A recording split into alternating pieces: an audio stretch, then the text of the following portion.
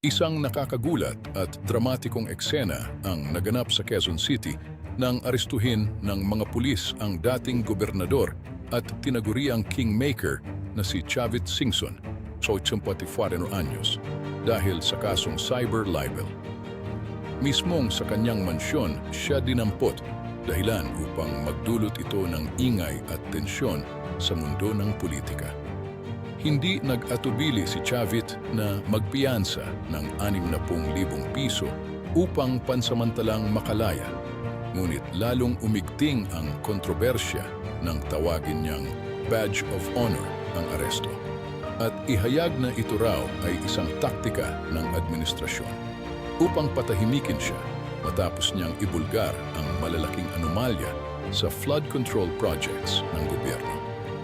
Mula sa pagiging warlord ng Ilocos noong dekada 70 hanggang sa papel niya sa pagbagsak ni Erap Estrada, muling pinatunayan ni Chavit na hindi siya basta-basta matitinag. Sa harap ng mga kamera, iginiit niyang hindi siya natatakot at lalaban pa. Marami ang nagtatanong kung ito ba ay simpleng kaso ng harassment o senyales ng mas malalim na alitan sa kapangyarihan ng gobyerno na maaaring magbago ng takbo ng politika sa bansa.